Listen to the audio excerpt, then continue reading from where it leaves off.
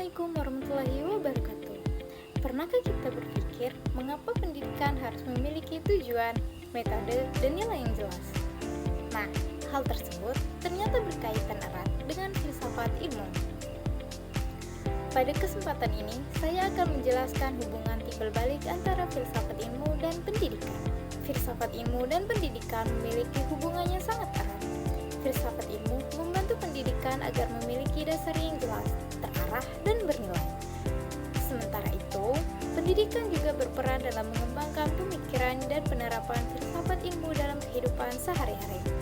Filsafat ilmu berfungsi mengawasi dan memperkuat keilmiahan dalam pendidikan melalui 3 kajian utama, yaitu ontologi, epistemologi, dan aksiologi. Ontologi membahas tentang hakikat atau objek yang dipelajari dalam pendidikan, misalnya tentang manusia, proses belajar, dan tujuan pendidikan.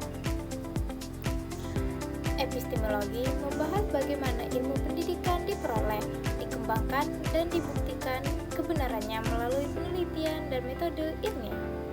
Sedangkan aksiologi membahas nilai dan manfaat ilmu pendidikan bagi kehidupan manusia.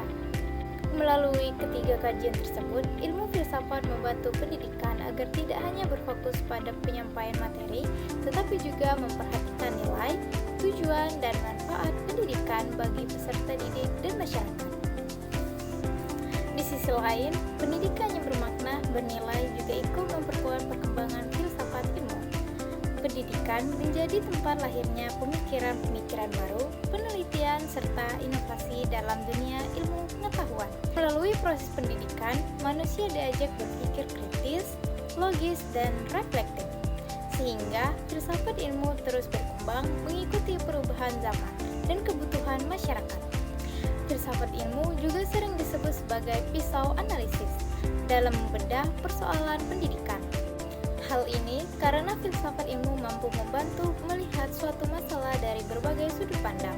Misalnya, ketika terjadi perubahan kurikulum, filsafat ilmu dapat digunakan untuk menganalisis tujuan perubahan metode pembelajaran yang digunakan serta manfaat bagi siswa.